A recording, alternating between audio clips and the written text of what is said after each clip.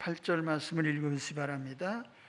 더러는 가시떨기에 떨어짐에 가시가 자라 기운을 막음으로 결실하지 못하였고,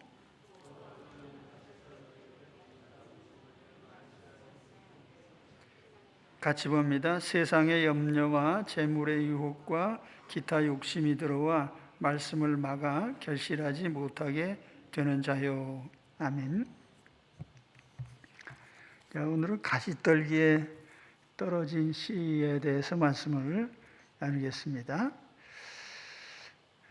가시떨기와 같은 마음이 있습니다. 이 가시떨기, 가시 또 혹은 가시덤불을 의미하죠.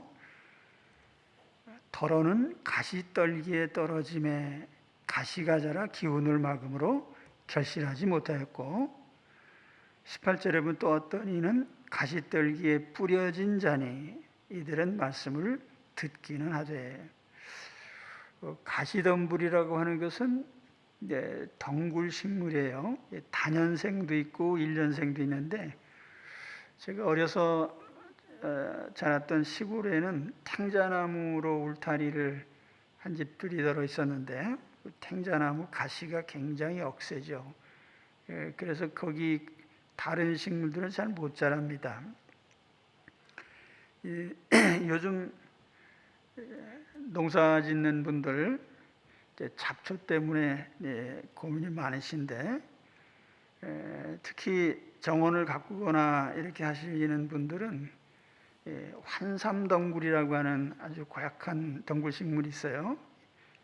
줄기가 껄껄하고 잘못하면 쓸리는데, 뜻밖에도 이게 굉장히 몸에 좋은 고혈압, 신장병 다 좋다 그래요. 근데 아무튼 이 환삼덩굴 같은 게 나오면은 뿌리를 뽑아주지 않으면 계속 자랍니다. 그래서 줄기를 타고 올라와서 나무를 뒤덮어 버리고, 농사꾼들한테는 아주 나쁘죠. 오늘 말씀에 기운을 막는다 이렇게 표현했어요. 이 가시덤불이 질식시킨다는 표현이에요. 질식시킨다. 우리 마음속에도 그런 가시덤불이 있습니다. 너무 우거져서 하나님의 말씀을 가로막아 또 말씀을 듣지 못하게 영적으로 질식이 되는 것이죠. 앞서서 돌밭에 대해서 말씀을 드렸는데, 돌밭은 박해나 환난 같은 이 외부적인 도전에 약한 마음이에요. 그런데 가시덤불이라고 하는 것은 내부적으로 이러한 약한 요인을 안고 있는 겁니다. 마음속에서부터 허약한데, 윌리엄 핸드릭스는 이런 마음을 가리켜서 미리 점령당한 마음 이렇게 얘기를 했어요. Preoccupied heart라고 했는데요. 미리 점령된 마음. 뭔가 내 마음에 들어와서 자리 잡고 있어요. 그래서 하나님 말씀이 뿌려져도 충분하게 반응하지 못합니다. 예수님을 영접한 줄 알았는데, 얼마간은 예배도 드리고 잘 하는 것 같은데, 또 얼마쯤 지나다 보면은 신앙을 포기해요. 말하자면 우리 마음에 어떤 복음을 깊이 있게 받아들이지 못하게 하는 그런 요소들이 자리 잡고 있는 것이죠. 마음의 점령자. 그러면 우리 마음을 점령하고 있는 게 뭔가? 오늘 주님께서는 세 가지를 말씀하고 있어요.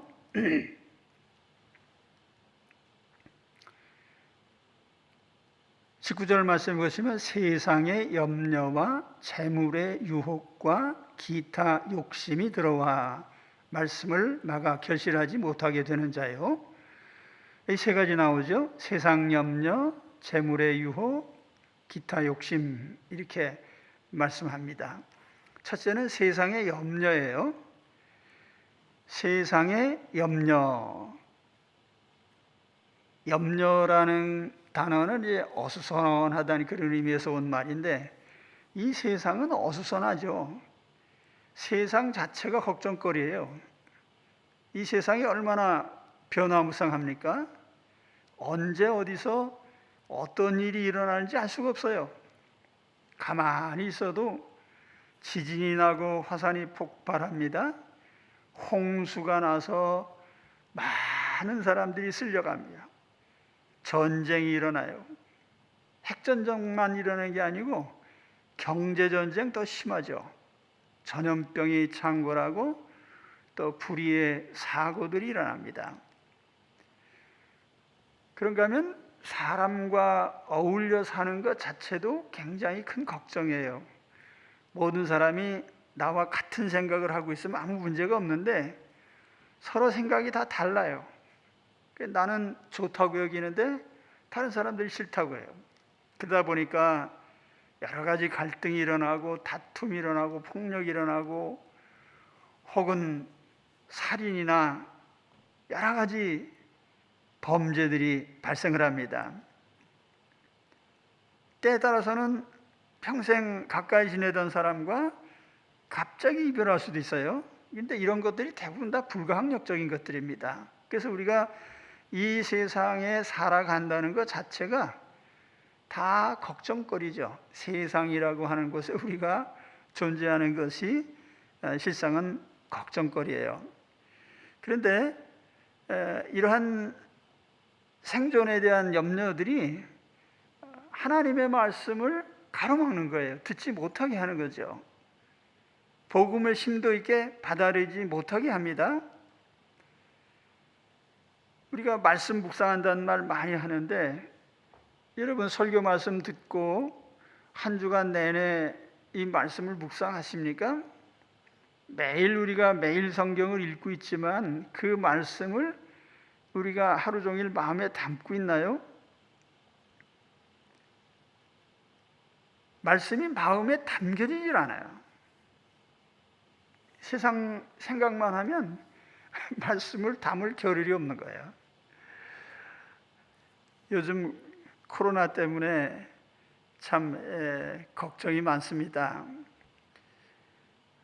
저는 매주 예배당 출석을 어떻게 하면 더 활성화시킬까 하는 걱정을 하고 있는데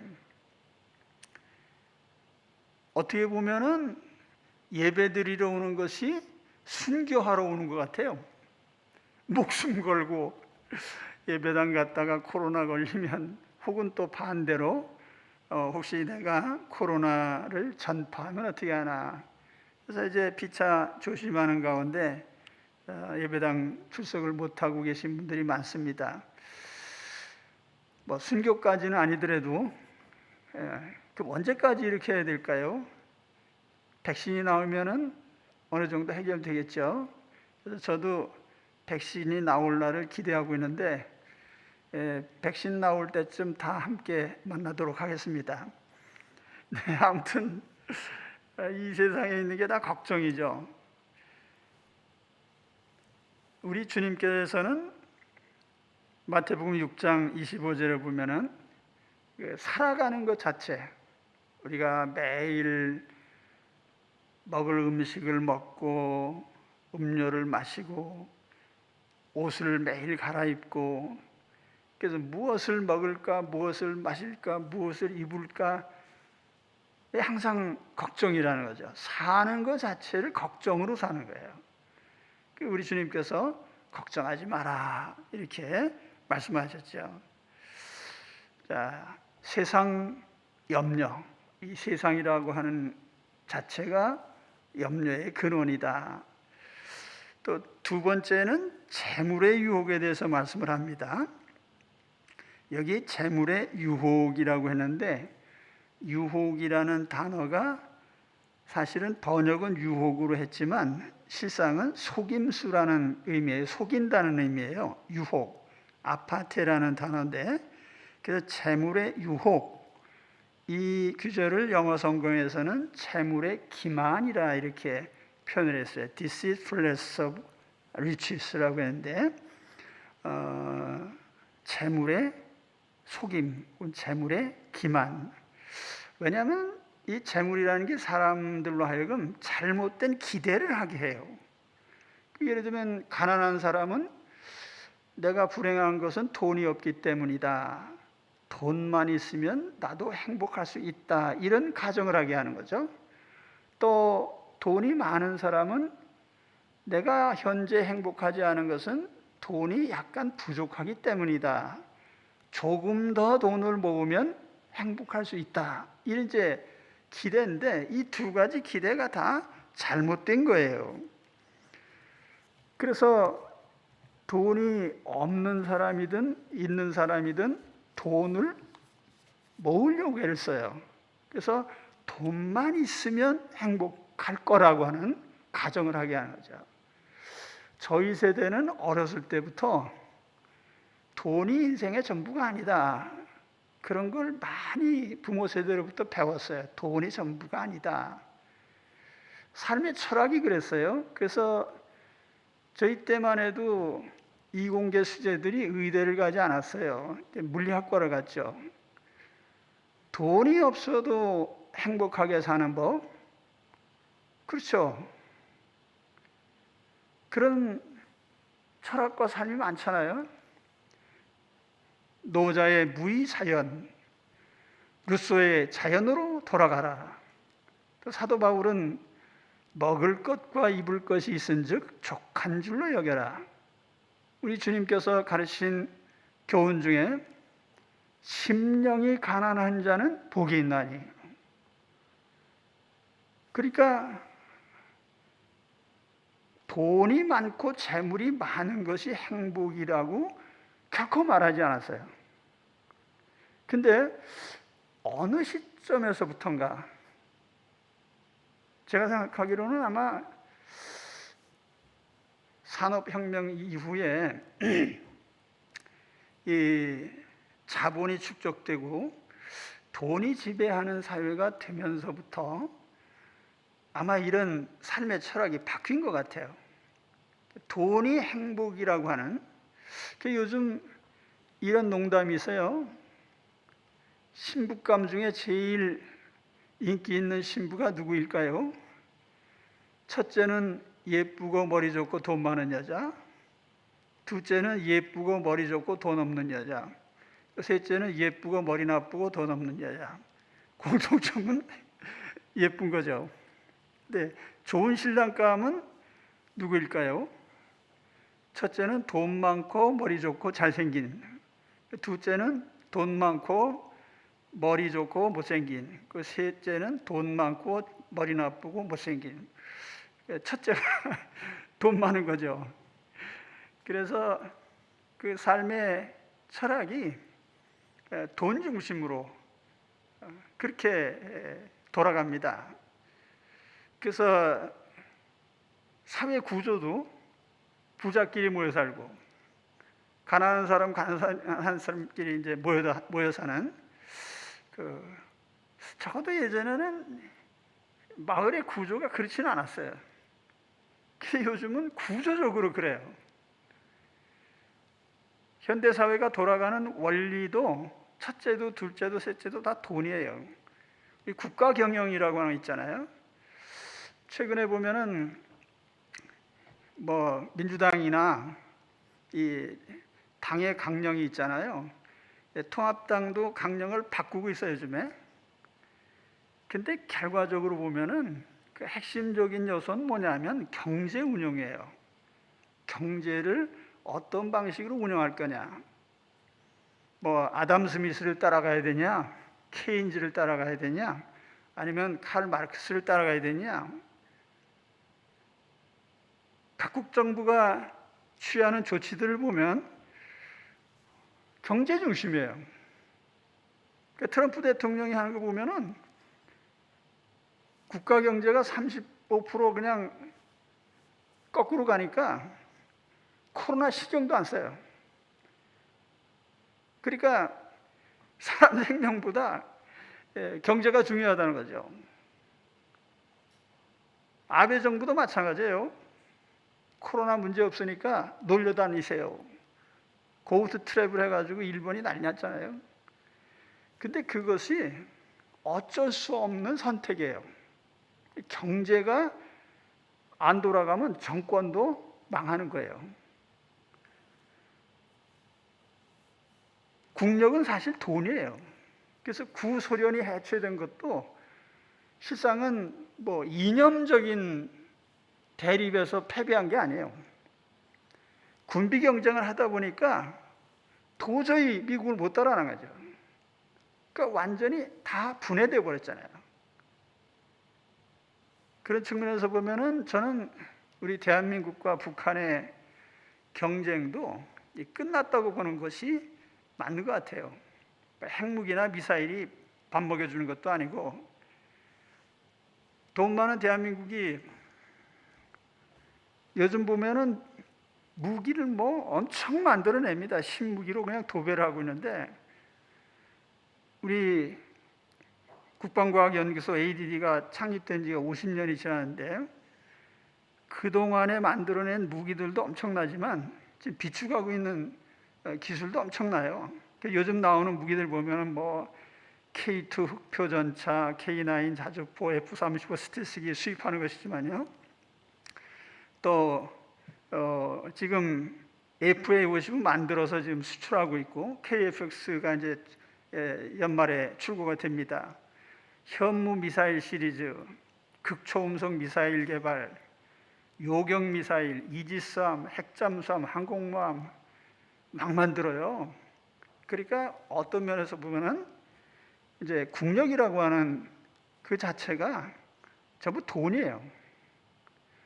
돈이 국력이에요. 그런데 문화 콘텐츠도 그래요. 요즘 보면은 뭐 K-팝이나 드라마나 영화 세계로 확산되는데, 덩달아서 대한민국의 인지도나 상품의 인지도가 높아지다 보니까 뭐 하다못해 라면 같은 것도 엄청 많이 팔려나가요. 뭐 자동차, 전자제품 물론이거니와 요즘에 인터넷에 보면 우리는 관심도 없는 호미, 포대기 이런 게 아마존에서 인기 있게 막 팔려나가요.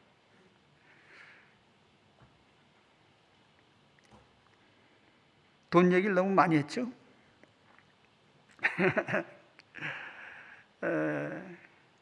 근데 사실은 돈의 힘을 얘기하려고 한 게 아니고, 그렇다고 해도 돈을 위해서 살지는 말라는 말씀 드리는 겁니다. 돈의 위력에도 불구하고 돈에 속지 마세요. 오늘 이 말씀이 그 아니에요?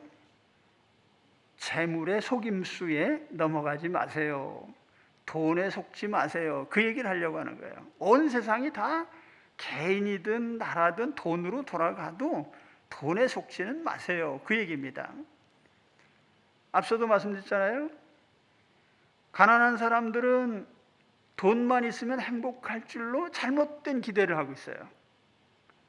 돈 많은 사람은 돈을 자꾸 더 모아야만 행복이 지속되고 혹은 행복이 온다고 생각을 해요.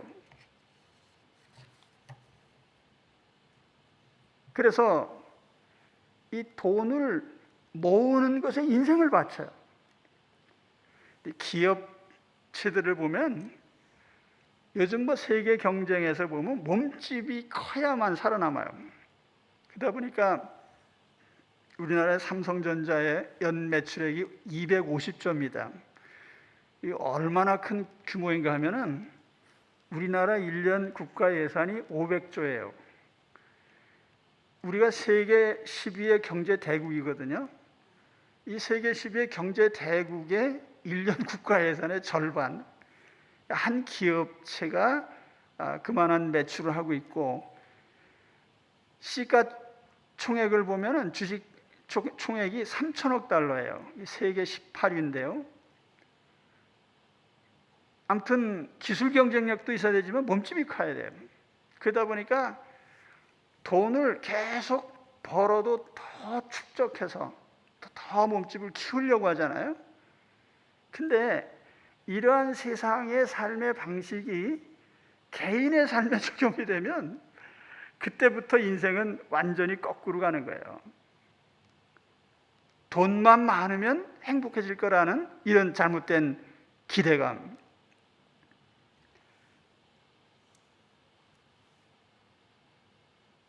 사도 바울은 이렇게 우리에게 얘기를 합니다. 디모데전서 6장 7절에 보면 우리가 세상에 아무것도 가지고 온 것이 없음에 또한 아무것도 가지고 가지 못하리니 우리가 먹을 것과 입을 것이 있은즉 족한 줄로 알 것이니라. 부하려 하는 자들은 시험과 올무와 여러 가지 어리석고 해로운 욕심에 떨어지나니 그 사람으로 파멸과 멸망에 빠지게 하는 것이라. 돈을 사랑함이 일만 악의 뿌리가 되나니 이것을 탐내는 자들은 미혹을 받아 믿음에서 떠나 많은 근심으로써 자기를 찔렀도다. 그래서 돈의 위력을 과신해서 돈에 올인을 하는 순간 인생은 망한다 그 말이죠. 근데 우리가 뭐 거창하게 얘기할 게 아니라 그리스도 안에 들어와서 살아가면서 우리의 작은 일상부터 나를 움직이는 것이 돈인가? 내 인생사를 결정하는 것이 돈인가? 이걸 한번 판단해 보면 돼요. 처음 교회 나오신 분들 중에 이런 시험에 드는 분들이 가끔 있습니다. 주일 예배는 내가 무슨 일이 있어도 참석하리라고 이제 결심했어요. 그런데 모처럼 큰 거래처에서 주일날 만나자고 하는 거예요. 딱 한 번만 만나면 큰 돈이 들어오는데, 그래서 결정을 하죠. 어떻게 하죠? 이번만은 한 번만 딱 이제 그렇게 하면 되겠다. 근데 아무튼 이런 순간들이 뭐 하나의 예지만은 우리 앞에 수없이 다가와요. 그래서 속임수라고 하는 거예요. 한 번 속으면 계속 속는 거예요. 제가 말씀드리고 싶은 것은 인생에 돈으로 살 수 없는 것들은 사실 더 중요하고 소중한 것들이 엄청나게 많습니다. 여러분, 사랑과 우정을 돈으로 살 수 있어요? 형제 우애를 돈으로 살 수 있습니까? 가족들과 나누는 일상의 기쁨, 자연 만물 속에서 느끼는 감동, 그 돈으로는 안 돼요. 본문은 천국 비유에서 나온 말씀이에요. 하나님의 음성을 듣고 하나님과 교감하는 그런 영혼의 생명력, 이런 것은 돈과는 전혀 무관한 거예요. 천국의 안식이나 평안, 하나님이 주시는 위로, 영생에 대한 소망, 그 어느 것에도 돈하고는 상관없어요. 근데 사실 우리에게 가장 중요한 우리의 영혼의 생명과 모든 삶, 우리의 삶에서 우리를 가장 행복하게 만드는 모든 중요한 것은 사실은 돈과 상관없어요. 그래서 돈에 속지 말라는 거죠. 그래서 여러분, 돈만 있으면 조금 우리가 더 행복해질 수 있다고 하는 가정하지 마시고요. 돈이 없지만 우리가 어떻게 함께 행복할 수 있는지를 찾으시기 바랍니다.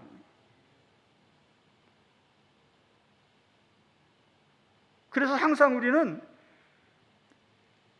돈이 있으면이라는 이런 가정을 버리고 돈이 없어도 우리는 이런 것도 할 수 있고 저런 것도 할 수 있어.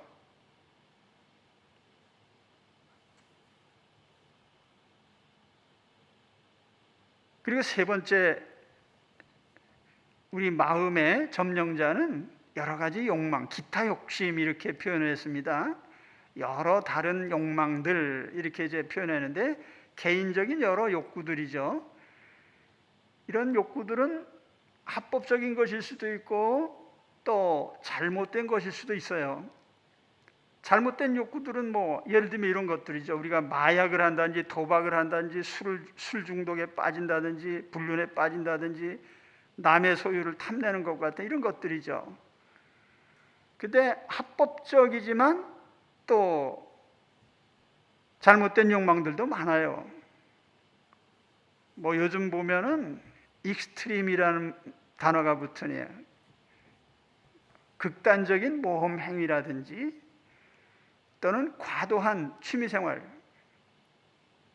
그래서 우리가 하고 싶은 것 있잖아요. 뭐 버킷리스트라고 해서 뭐 평생에 한번 뭐 가봐야 될 곳 뭐 하면서 별거 다 나오는데 하고 싶은 게 많죠.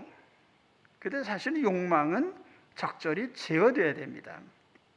저도 뭐 여행도 다니고 싶고 그런데 어느 순간 마음을 정리했어요. 이제는 걸어서 세계 속으로 세계 테마 기행으로 대체하자. 우리 하고 싶은 거 많지만은 뭐 얼마든지 꼭 해야 되는 건 아니고요. 또 우리가 하려고 하는 많은 그런 의욕이 있어서 하려고 하는 것들도 실상은 꼭 해야 되는 건 아니야. 그래서 제가 개인적인 경험을 보면은 물건 사는 것도 그렇잖아요. 물건 사고 싶은 물건 이제 하나, 저는 이제 캠핑 좋아하니까 캠핑 용품 하나 사기 위해서 이제 그 물건을 그냥 수없이 검색을 하고 해서 마침내 사요. 그 사서 놓고 그 다음에 얼마쯤 몇 달 지나서 보면 그거 어디다 뒀지? 관심 가지고 있을 때 과도하게 거기에 몰입한 거죠. 사실은 필요 없는 건데.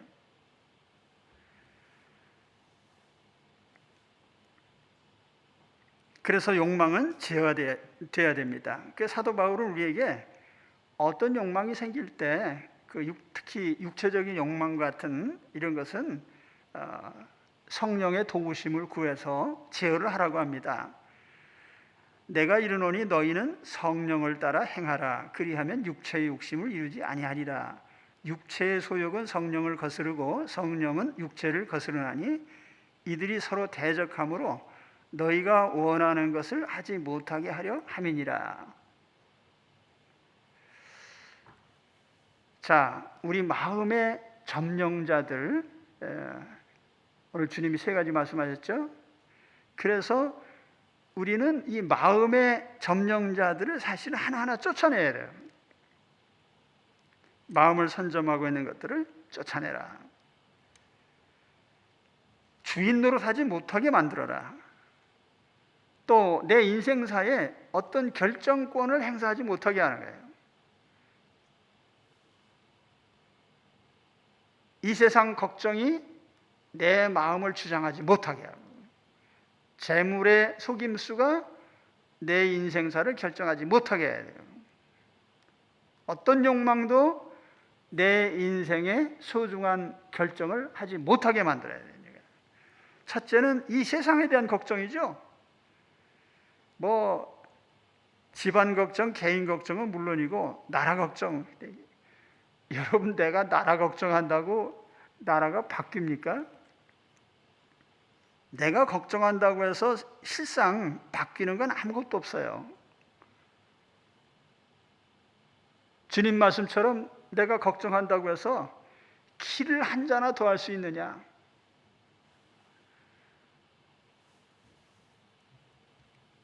계속 걱정하면서 살 수는 없죠. 그래서 사실 여기 핵심적인 것은 걱정이라고 하는 것 자체가 내 마음의 문제예요. 그래서 사실은 마음을 바꿔야 돼요. 그래서 사도 바울은 오히려 주님을 모셔드려서 주님의 도우심을 구하고, 오히려 걱정이 다가오면 주님께 기도를 해라. 아무것도 염려하지 말고 다만 모든 일에 기도와 간구로 너희 구할 것을 감사함으로 하나님께 아뢰라. 그리하면 모든 지각에 뛰어난 하나님의 평강이 그리스도 예수 안에서 너희 마음과 생각을 지키시리라. 근데 이 말씀은 늘 묵상하지만 참 말씀이 재밌어요. 자, 내가 예를 들어서 돈이 1,000만 원이 필요해서 금식하면서 기도했어요. 그런데 하나님이 돈은 안 주시고 하나님의 평안을 주시더라는 거죠. 그래서 사실은 하나님께서 원하시는 것은 우리 마음의 평안인데, 우리는 환경적인 조건을 바꿔주시기를 자꾸 기도하는 거예요. 그래서 우리가 그런 걱정이 올 때 주님께 기도하면 주님이 내 마음을 바꿔주셔요. 평안하게 만들어주세요. 그래서 그 모든 하나님의 평강이 그리스도 예수 안에서 너의 마음과 생각을 지키시라. 그러니까 돈을 지켜주는 게 아니고 건강을 지켜주는 게 아니고 생각을 지켜주는 거예요. 마음의 생각을. 그렇죠? 그래서 걱정이 다가오거든 주님 앞에 기도하시기 바랍니다. 그러면 내 생각부터가 바뀌어요. 걱정이라고 하는 그 잘못된 감정 대신에 평안이라고 하는 우리 하나님의 선물로 우리 속에 채워주시는 것입니다. 그래서 성경은 말씀을 해요. 주께서 심지가 견고한 자를 평강하고 평강하도록 지키시리니 이는 그가 주를 신뢰함이니라. 우리가 주님을 믿는 가장 큰 선물은 우리 심지를 견고하게, 그래서 평안하도록 오늘 바로 주님의 이 선물을 염려 대신 받으시기를 축원합니다. 그리고 둘째는 재물의 기만에서 벗어나야죠. 돈이 유용한 건 사실이에요. 돈이 없는 것보다 100배 낫죠. 그렇다고 해서 돈이 인생의 행복을 결정하는 가장 중요한 요소는 결코 아니에요. 행복은 돈으로 살 수가 없죠. 솔로몬이 우리가 구약 성경에서 제일 부귀영화를 누린 사람 누구냐? 솔로몬이라고 말할 수 있어요. 그런데 솔로몬이 우리에게 기도를 보여주고 있는데 어떤 기도를 했느냐? 잠언 30장 7절에서 9절까지 이런 기도를 합니다. 내가 두 가지 일을 주께 구하였사오니 내가 죽기 전에 내게 거절하지 마시옵소서. 죽기 전에 두 가지 응답을 해달라는 거예요. 첫째가 뭐냐면 헛된 것과 거짓말을 내게서 멀리하옵시며 헛됨과 거짓을 따르지 않게 해달라는 거죠. 세상은 살다 보면 인생 망치는 사람 대개 속아서 망치는 거 아니에요? 헛된 것, 거짓에 속아서. 그죠? 사기꾼한테 안 당해도 100배는 행복할 거예요. 속지 않는 거. 그런데 또 한 가지는 나를 가난하게도 마옵시고 부하게도 마옵시고 오직 필요한 양식으로 나를 먹이시옵소서. 혹 내가 배불러서 하나님을 모른다 여호와가 누구냐 할까 하오며 혹 내가 가난하여 도둑질하고 내 하나님의 이름을 욕되게 할까 두려워함이니이다. 지나치게 가난하면 돈에 매여서 죄를 지을 수 있어요. 그런데 반대로 돈이 많으면 하나님 누구냐? 신앙을 팔아먹기 쉽다는 거죠. 그래서 솔로몬은 구한 것이 뭐예요? 필요한 양식으로 나를 먹이시옵소서. 부귀영화를 다 누린 사람의 기도예요. 필요한 양식만 있으면 좋겠습니다. 근데 이게 주님의 기도하고 똑같잖아요. 우리 주기도문에 우리에게 일용할 양식을 주시옵고 먹을 것과 입을 것이 있은즉 족한 줄로 여겨라. 사도 바울의 다 똑같은 말씀이에요. 돈은 유용하지만 돈의 삶의 주도권을 뺏겨서는 안 돼요. 내 인생의 주체는 나 아니에요. 내가 결정권을 가지고 해야지.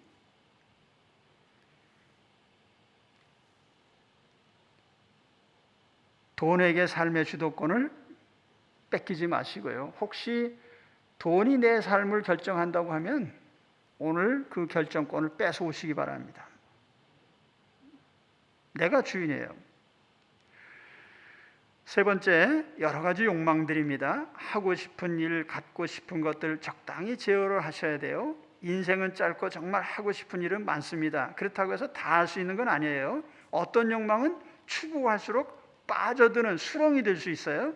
앞서서 제가 돈에 대한 욕망도 얘기했지만 우리가 예를 들면 이성에 대한 성욕, 잘못 빠져들면 인생 전체를 망칠 수 있어요. 내가 가지고 있는 소중한 인간관계를 다 깨트리고 정말 인생을 망칠 수 있는 거예요. 그렇기 때문에 제어를 해야 됩니다. 어떻게 해요? 사도 바울은 육체의 욕망에 대해서 아까도 말씀드렸지만은 성령을 따라 행하라. 성령의 도우심을 구하라는 거예요. 그리스도인의 특권이에요. 갈라디아 5장 16절에 보면 내가 이르노니 너희는 성령을 따라 행하라. 그리하면 육체의 욕심을 이루지 아니하리라. 그래서 어떤 욕망이 다가온다면 우리가 도움을 요청해야 돼요. 성령님, 나를 좀 도와주세요.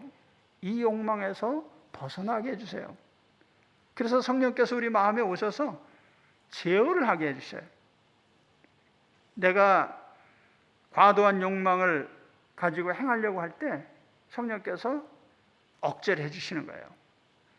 환경을 막아주실 수도 있고 내 마음을 바꿔줄 수도 있고 성령께서 내가 하고자 하는 그런 일들을 막아주십니다. 그래서 오늘 어떤 욕망이든지 성령의 도우심으로 제어를 할 수 있게 되시길 바랍니다. 자, 오늘 제가 가시덤불에 대해서 말씀드렸어요. 마음을 점령하고 있는 것들, 그것을 다 제거를 하라. 첫째는 세상 걱정, 세상 염려. 그리고 두 번째는 재물의 기만. 세 번째는 여러 가지 하고 싶은 욕망들. 이것을 적절히 제어를 해서 오늘 내가 내 인생의 주체인 것을 알고 이 모든 마음의 선점자들을 내보내야 됩니다. 그리고 마음 중심에 오늘 이 말씀의 대전제가 뭐죠? 복음을 받아들일 수 있느냐 하는 거예요. 그래서 복음을 받아들이시기 바랍니다. 주님이 뭐라고 하시는지 귀를 기울이세요. 예수께서 이르시되 나는 생명의 떡이니 내게 오는 자는 결코 줄이지 아니할 터이요 나를 믿는 자는 영원히 목마르지 아니하리라. 생명의 양식이신 그리스도를 마음 중심에 언제나 모셔드리시기 바랍니다. 나를 믿는 자는 성경의 이름과 같이 그 배에서 생수의 강이 흘러나오리라. 배는 욕망의 처소인데 그것으로부터 생수의 강, 주님의 생명, 깊은 영혼의 생명력이 나올 수 있는 그런 삶이 되어야 됩니다. 예수께서 이르시되 나는 부활이요 생명이니 나를 믿는 자는 죽어도 살겠고 무릇 살아서 나를 믿는 자는 영원히 죽지 아니하리니 이것을 네가 믿느냐. 부활과 영생의 소망을 두세요. 그리고 너희는 마음에 근심하지 말라. 하나님을 믿으니 또 나를 믿으라. 내 아버지 집에 거할 곳이 많도다. 우리가 바라봐야 될 유일하고 영원한 목표는 아버지의 집이에요. 천국, 하나님 나라, 내가 들어갈 곳 바라보시면서 오늘 이 마음에 있는 점령자들을 몰아내고 은혜의 마음으로 회복하시기를 우리 주의 이름으로 축원합니다. 기도하겠습니다.